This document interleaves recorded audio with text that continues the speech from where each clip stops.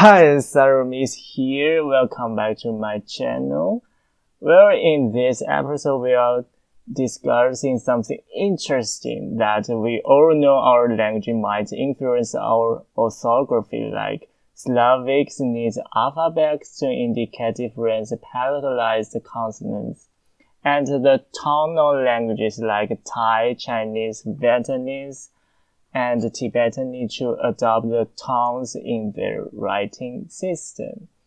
But is there only one dimension where our orthography re-influences our language too? Let's talk with our gardener, Hanger. I don't think, but I guess some people, some uneducated won't know you. So can you introduce yourself to this kind of uneducated? Why, hello everybody. Tis I, Nga, Agma Shwa, from the YouTube channel, Agma Shwa.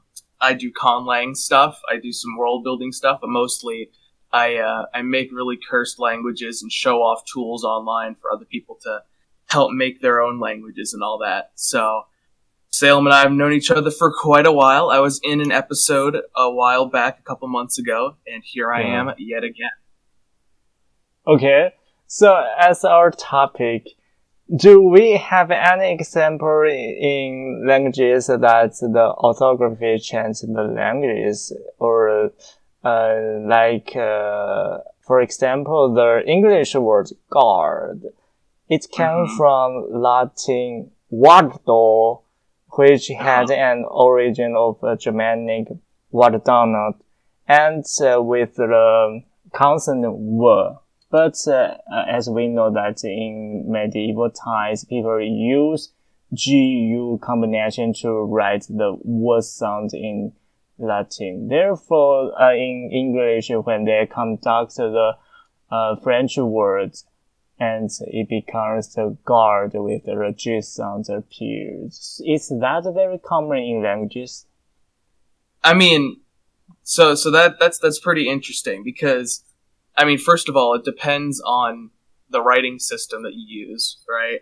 You know, like you're probably not going to have the same situation in like Japanese where it's an abugida compared to you know, in English, or like in Thai where they use, you know, alphabets where every single sound, or at least what used to be every single sound a long time ago, you know, had its own letters and stuff associated with it.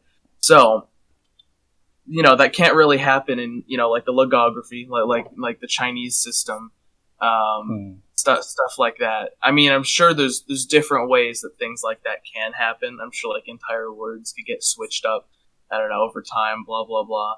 But for this situation where you have guard coming from guardo, now there's probably something in there that was related to reality at some point.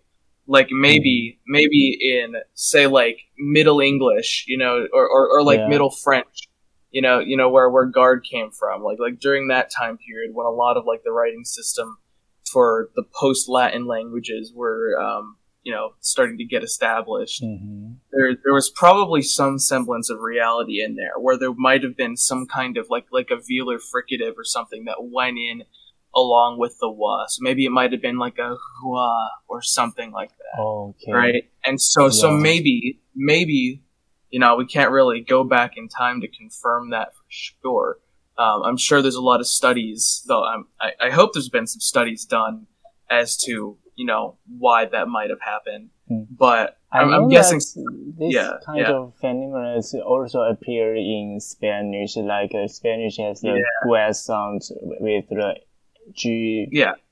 Also, it's like the word for war, right? In English, it's war with a W. In Spanish, it's guerra, right? Because and with a GU, right? So a similar situation happened there. Right. So maybe if you know, maybe if you look back far enough in the time scale, there was a time where those two concepts kind of blended together. Like, it's not entirely out of the realm of possibility. I mean, obviously it happened. I feel like it probably wasn't entirely random. But what did happen was once French started started writing it however they wrote it, and then the Normans took over England, and then the word guard entered the English language, which most likely wasn't originally pronounced as guard.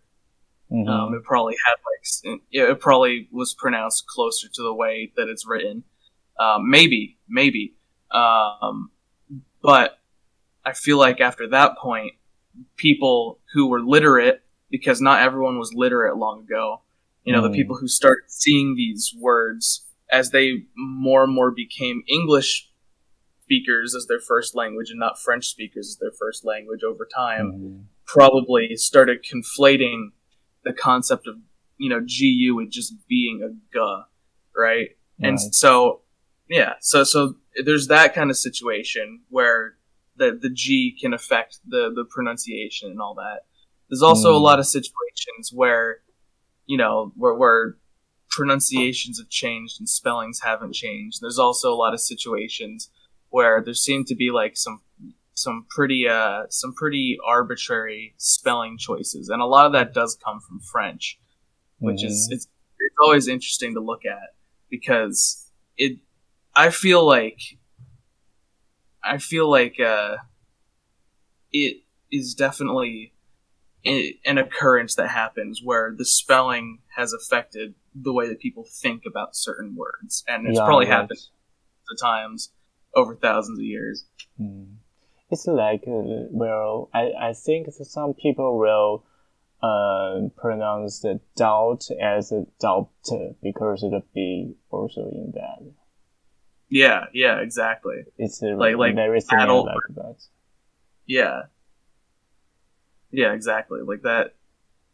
I'm sure we'll come up with more examples as we go along, but I've been actually having a lot of conversations about this with my girlfriend's mom. She knows that I have a linguistics degree, and she keeps on asking me why certain things are spelled the way they are, and I have to keep on justifying them each time. Cool. So, doubt. Yeah, that's interesting. Yeah. And why do you think that this phenomenon happen? It's just because people just read what they are writing or something. Yeah, I mean, whenever when we're learning the alphabet, we usually get told what sounds are attached to certain letters, right?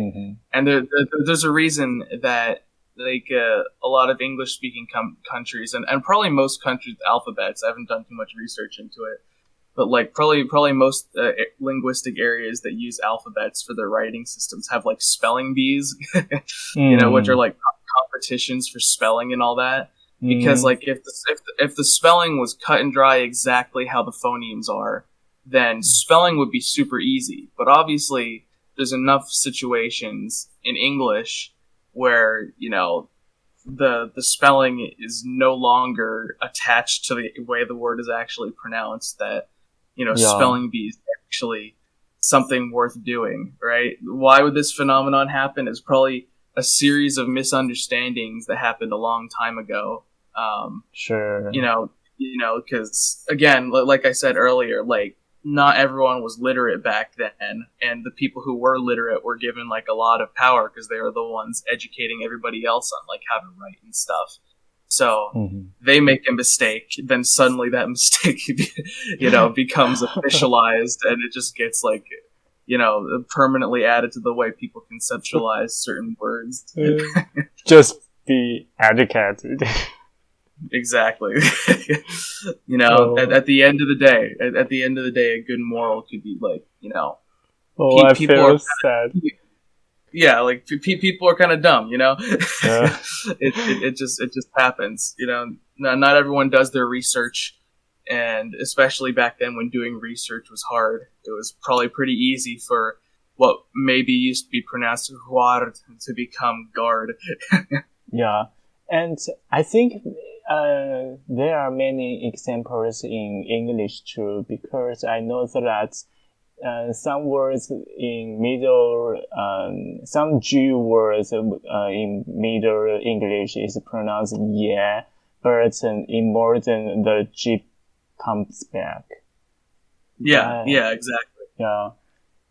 Yeah, because that happened a lot. Because in Old English and in Middle English, most of the time, if the letter G was followed by an E, an I, and a U, I think it was, or maybe it might have just been an E and an I.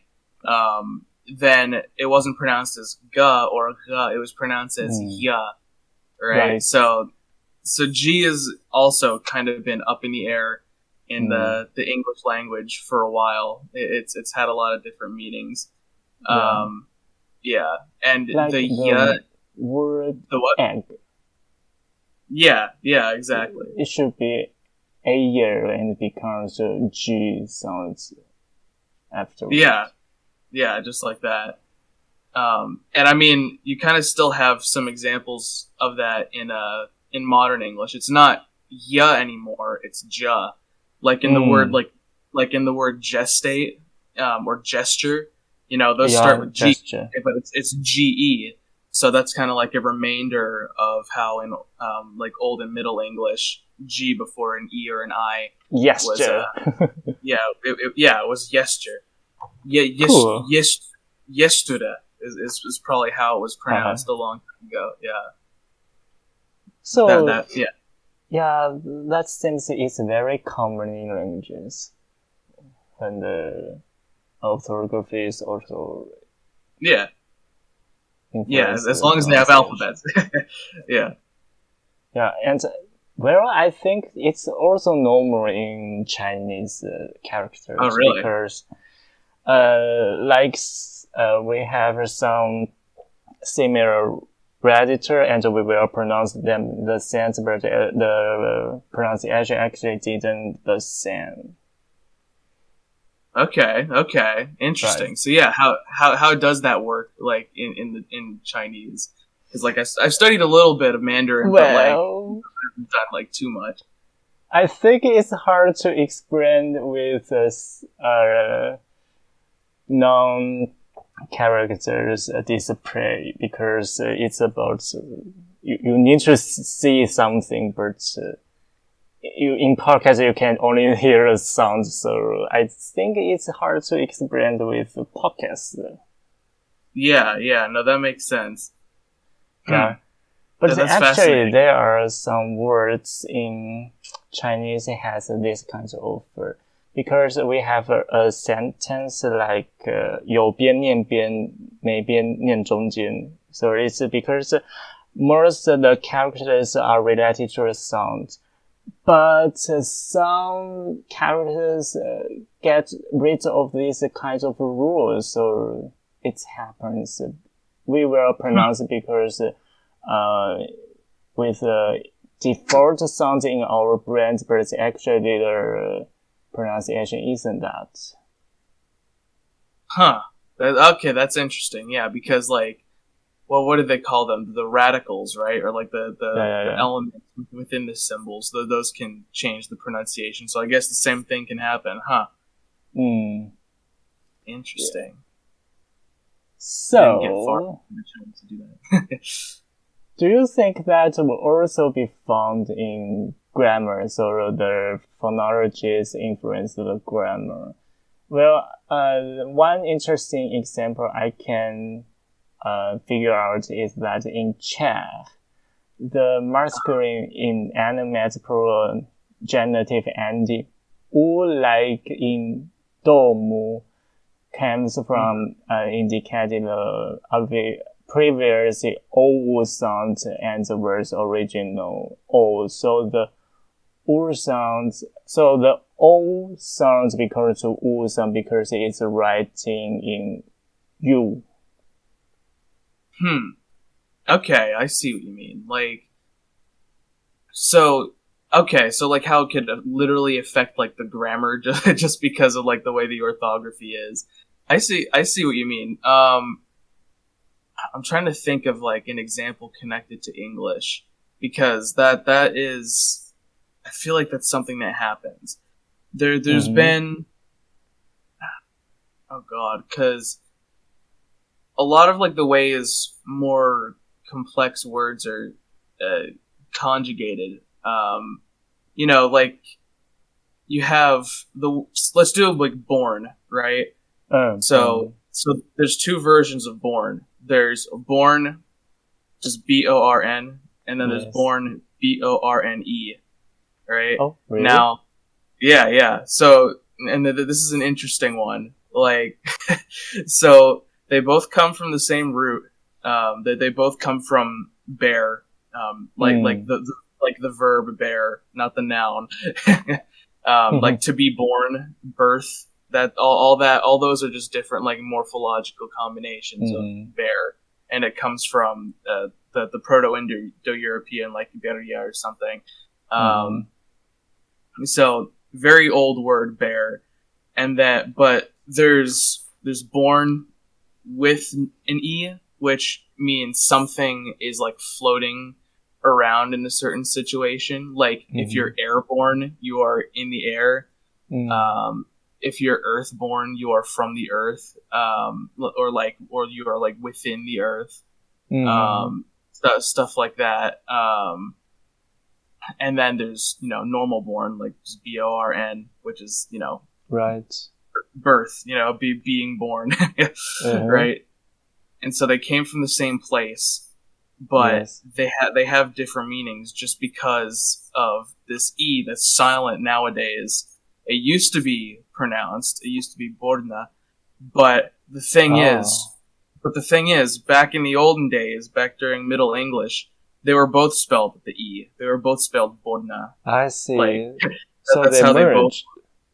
Kind of. More like they diverged because originally you would use that same spelling to talk about both things, like getting born, and then also for being born within like a certain medium, being carried by the air, being carried by the ground, being carried by a cart, and whatever. Both of those were kind of like the same word because it all came from bear, which you can kind of see how that would work, right? But then whenever people started like focusing on spelling more, as more people got literate, then suddenly they started to diverge. they started to create the two different spellings, even though they both pronounced them born. Probably because most likely, now I don't know for sure, but it's most likely because born as in birth is like a really common word, babies are born, right? But the other born sounds more fancy, it's kind of a higher. It was probably associated with French or something. So they kept the E on it to make it look more French-like or something like that. Oh, really? Yeah, exactly. Cool. And so since one definition of born was, considered more fancy than the other definition, they literally got separated into two different spellings, even though they are pronounced the exact same way. Now, that's not entirely... It's not 100% grammatical per se, because they're both technically adjectives. But I'd say that's a really good example of like two entirely different meanings forming, like two entirely different words pronounced the same, formed entirely just from the orthography. Yeah. Yeah. That's cool. Yeah. Very, very Yeah. cool. And I think it's very similar to the Chinese when their characters are evolved from the central rule to another kind of words. We add the radicals, as you know. That's like all the sounds related to Qing has the Qing radical, but with another signals. Yeah, exactly. Yeah, no, that's pretty much the same thing. I could see that happening a lot in Chinese too. Right. Yeah, I'm trying to think if there's any other good examples, but the born one that's pretty solid.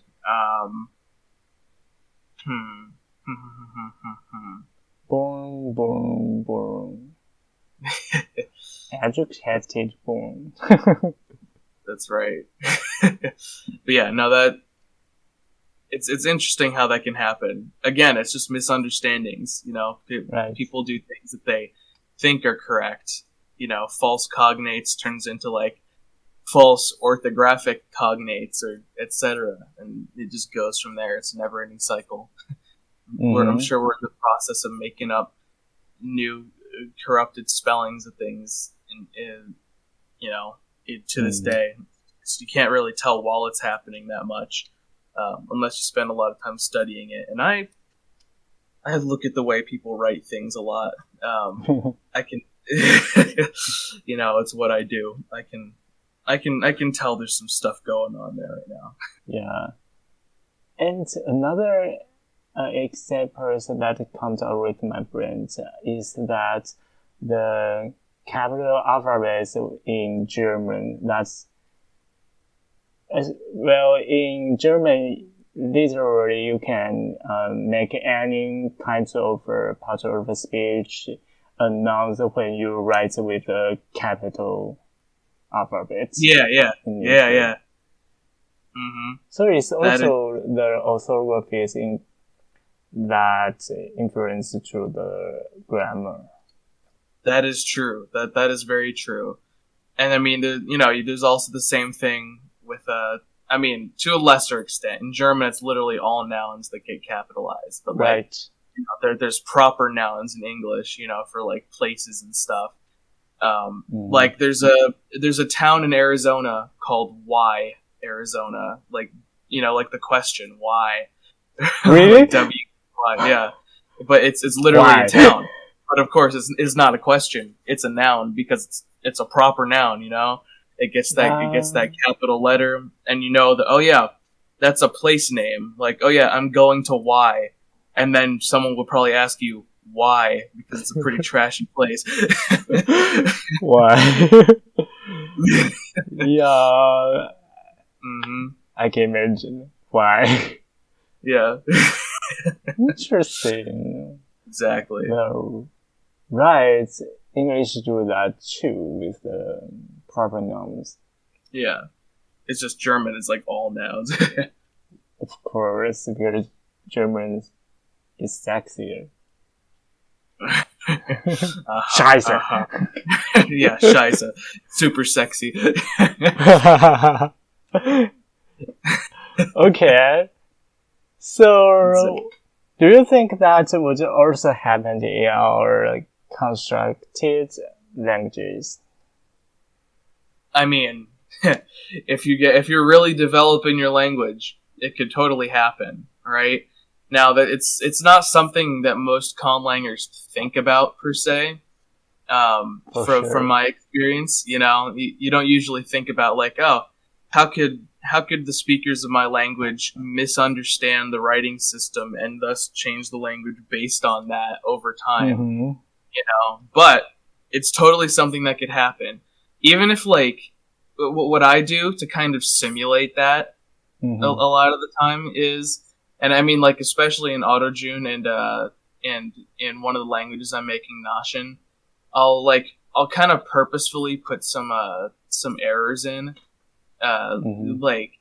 purposefully make some things kind of incongruous to like the general rules, but like not randomly, but based on like a certain pattern. Yeah. And I especially did that for like modern AutoJune, compared to like a lot of like its ancestor languages, how the phonology developed over time. And you might find it like if you're looking through my dictionary or whatever, and you see like something. Right. I need to buy the book. That's true. I do have a book now. The book is available for sale. So hypothetically, if you had my book and you're looking through my dictionary and you see something, I really do, but it's because my press, that I don't think it can ship to Taiwan with only one book. Oh, really? Yeah, yes, you have to like do a bigger ship. Amazon is not other on the platform. Yeah, because it's Amazon. So I must to ask my mom if she wants anything on Amazon, and Yeah, what Yeah. I know. Yeah, I need to buy that. Yeah. That would be awesome. Whenever it happens, there's no rush. It's on Amazon. It's for sale. It'll be there forever. Sure.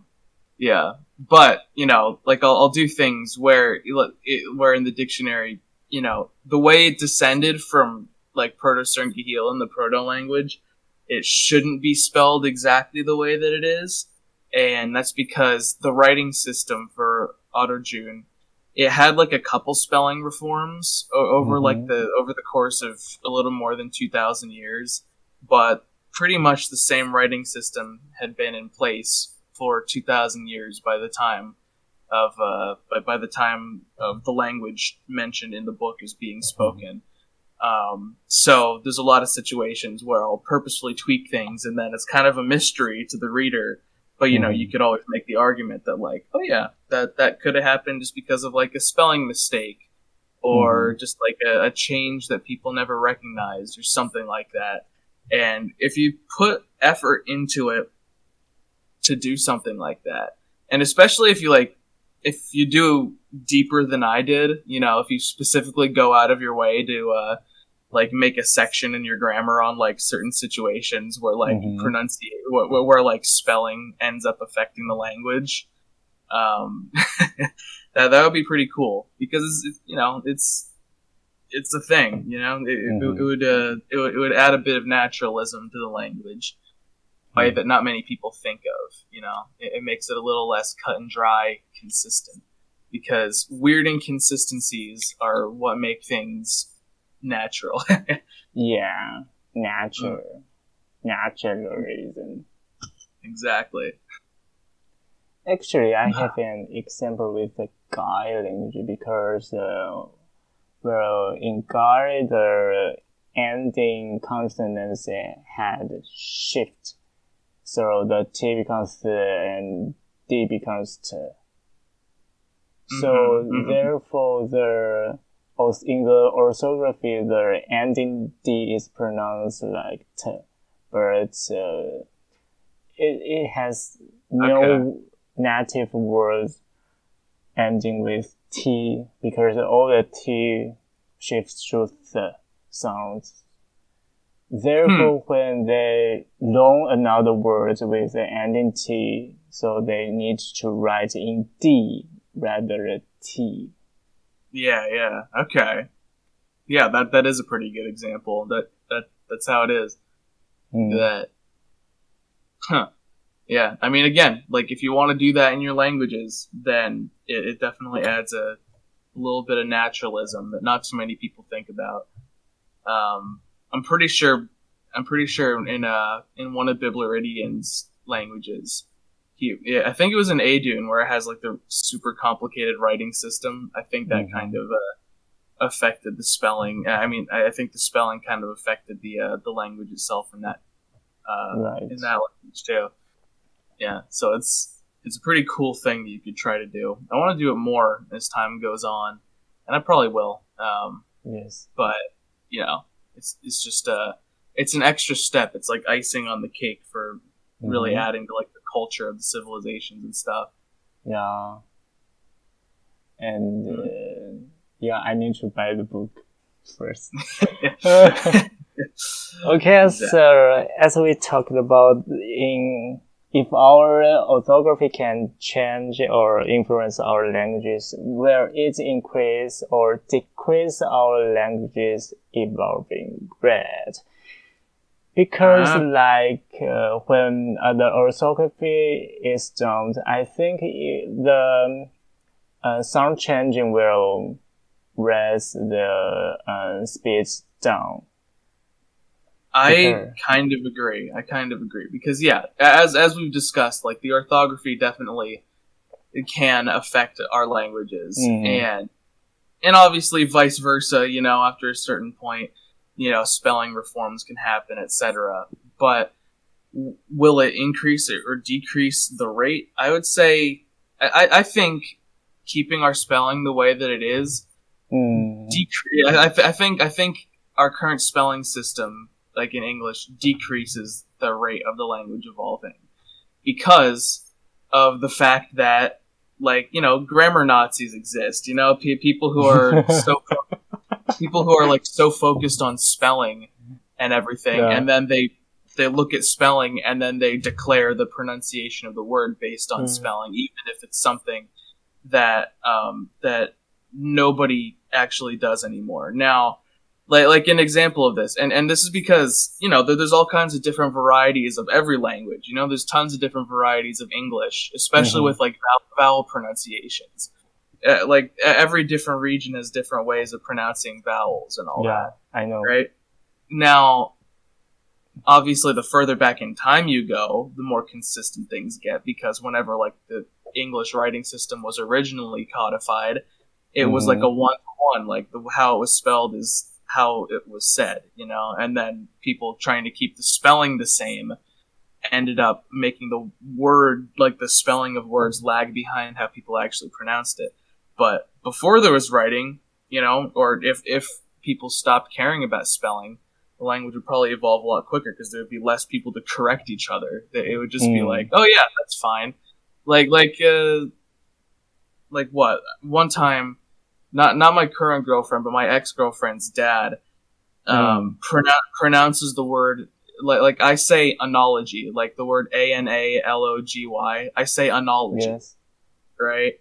But he would get mad, he would get mad when I would say analogy, because he said the correct pronunciation was analogy, right? And he was so stringent about calling it analogy, and I had never heard. Yeah, I'd never heard anybody say analogy ever before. I actually didn't hear any differences. I mean, like a versus ah, like analogy versus I can imagine. Yeah, exactly. And so he was like super mad about that, and his reasoning was because it's spelled analogy, and it's not like it's not like technology, which is ology, Yeah. So he's like, since it's analogy, it can't be analogy. It has to be different. It has to be analogy. Why? And it's like, and the thing was, English. Yeah, it's English. English changes. The vowels change. Like the way he's pronouncing it, maybe that was how it was pronounced a long time ago. But like, English has changed, and the reason. And I'd say, like, people who are linguistic conservatives like that kind of hold back language from evolving, and people like that, like he's a professor. He's a Greek. He teaches ancient Greek, so like he's literally like a professor, and it's always teachers and professors and all that who seem to be the most prescriptivist about these things, who seem to be like, no, there's look at the way it's spelled. You gotta look at the spelling rules, and then that's how it's pronounced. You're saying it wrong. It's English. The weirdest languages in the world.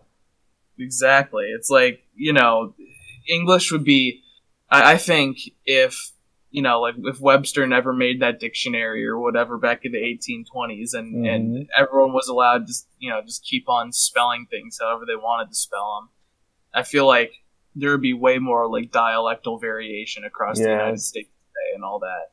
Like as literacy has gone up, and especially with like computers, I feel like at least in each respective country, things are getting more unified. There's like a more unified British pronunciation, a more unified American pronunciation, like among young people at least. And I feel like that's mostly because like, there's just like a lot of innate prescriptivism and in like comparing how things are spelled to how they're said, when that really, shouldn't be the case. I think it would be pretty cool if the speed of language evolution could, go back up to what it was in like the days after the Roman Empire fell apart. Because like people stopped writing after like Rome fell apart, and then no writing means no correct spelling, which means, people just talk how they talk, and it evolves quicker. Right. Oh, yeah, right. So I'd say, especially nowadays, now that there's like autocorrect on our phones and stuff to like, it matches people's spellings with, the correct spelling in quotation marks.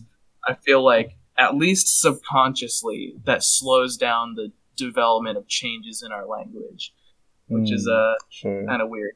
Yeah. It's an interesting thing. Yes. Also because of, another example is I don't know if you've heard of it, but it's a thing in the United States where it's called the Mary, Mary, Mary merger. And I pronounced all those exactly. Hear any differences. Well, that's because I don't pronounce anything different because I'm from the West. Oh, I see. Right? But my parents, so there's like three different spellings of Mary, right? There's Mary, the name, like a person named Mary. Mary? Then it's like a girl's name, Mary. Okay. And then there's Marry, which is Mary. the verb to marry, like get married. Oh, yeah. So that one has two R's. And then there's Merry, which is the adjective Merry, like Merry Christmas. Yeah, like Merry Christmas. Right. Merry Christmas. Yeah. So like I pronounce all of those exactly the same. But my parents, who are from New Jersey, which is on the East Coast, right? My mom would say the name Mary, she calls that Mary, just like I do. But then the verb, like the verb to get married, she says marry, right? She says that they're getting married. And then for Merry Christmas, she says Merry Christmas. So I say Mary, Mary, Mary. She says Mary, marry, marry. Okay. Yeah, exactly. And so my mom will get annoyed at me for pronouncing them all the same. Like I'll say, "Oh yeah, they just got married." Like, "Oh, you mean married?" And it's like she'll use the spelling as the justification. And I mean, like, it's true. My version is a change. Like, this was a merger that happened in Western United States dialects, right? So the original version was the way that my mom currently pronounces things. But, that doesn't mean my way is wrong. It just means that for me, the spelling is outdated. The spelling, it shouldn't matter anymore. They could all be spelled the same as the name Mary, and it wouldn't matter to me. But because there's this preconception in a lot of people, especially, older people and teachers and all that, that the spelling has like a definite correlation with the way that it's supposed to be said. It causes a lot of conflicts between people and can slow down the rate that languages change. Sure. Yeah. Which is interesting. It's kind of cool, but also kind of annoying. Actually, I don't like spelling. I always spelling words wrong, so I use autocorrect. Exactly. And I mean, like, it's helpful for, like, international communication online, But at the same time, like, if everyone just wrote with, like, the IPA, if everyone typed exactly how they pronounced it, it might be more difficult to understand what people are saying, but it would be more authentic, and it would probably allow for language to evolve faster. It would be like, instead of it being like, oh, you spell it that way, you're wrong. It would be like, oh, you spell it that way? Cool. And then move on. Cool. So, I advocate for, teaching children, normal English spelling and, also IPA spelling from an early age. I think that would be pretty cool to teach people, that, that language evolution. English. Yeah, especially in English. Like, teach people from a young age that, spelling is important, but it doesn't mean that the way people talk is wrong, Yeah, right. Let language evolve naturally. Even if like English spelling stays the same, and it just diverges more and more from how people actually talk. Like in Thai, like Thai's writing system hasn't changed for 1,000 years, Yeah. and so everyone in Thailand today can read texts on like 1,000-year-old temples because they've just gotten accustomed to the fact that the way Thai is written is nothing like how it sounds in the modern day. But they all just they learn the old writing system, and they just kind of accept. Yeah, Tibetan as well. And Chinese, of course. Yeah, and Chinese. Yeah, it's like it's crazy. Not really. But actually, I think our brains process like spelling system and logography systems are very different. So I'm very bad in spelling, but I can really read and write Chinese. Yeah, like from my time learning Chinese, like I can still read the characters, but I can't write anything. Like I can it's look like at like drawing, as everyone saying. Yeah, exactly. Like I can read some of Chinese Wikipedia, right? Really? Yeah, but it's like it's cool. I would not be able to create those symbols back from my memory. So it's like, I haven't gotten that far in my Chinese learning adventures. I plan on doing more. Hopefully I could get to the point where I can like actually write stuff again, but being able to read it and practicing. Yeah, exactly. It's need some practice on that. Yeah. But yeah, no. So similar things across all these languages. Writing systems get stuck, and people try to argue that the old way is the correct way, even though nobody does that anymore, and it slows down, but you can never prevent language change, but it can definitely slow it down. Right. Mm-hmm. Okay. So I think it's all for this episode. Do you have anything you want to talk to settle the educators? Yeah, I would say number one, if you want to add an element of naturalism to your conlang, try out making orthographical based mistakes that end up becoming codified in the language. Mm-hmm. That would be a cool idea. Number two, don't judge people for their pronunciations of things. As long as you can still understand what they're saying, it's not like especially English. Yeah, especially English. English, it's all over the world. Like like I'm speaking to you in English right now and you have like a widely different variety of English than I do. Right. But it's like, it's still English, so, you can't judge people for their various pronunciations because it's all different varieties of English. And someday they're going to be entirely different languages too, because language changes and you can't prevent language change, but autocorrect and modern technology and teachers being prescriptivist often slows down the process. So tell people whenever you can that spelling is arbitrary, and a lot of the time that will break their brains and make them rethink the entire world. Imagine Japanese English. Exactly. Makunorarudo. That's right. Oh God. And buy my book. It's a grammar of the Autojune language on Amazon. $22. Yeah, indeed. Buy. And exactly. All right, that's it for me. Okay. It's a good time being on the episode with you, Salem, yet again. Yeah, very fun. Yes, indeed. And an interesting issue to talk about. Oh yeah, exactly. Okay, so now you can not only hear the new episodes on YouTube, but also on Apple Podcasts and on Spotify. And we have Patreons now, but you can support me like €1, I think, and €3 or something like that. and say goodbye to the Alrighty. educators. That's right, Art. That's right. You are now educated. You can be educated. You teach the public our wisdom. All right.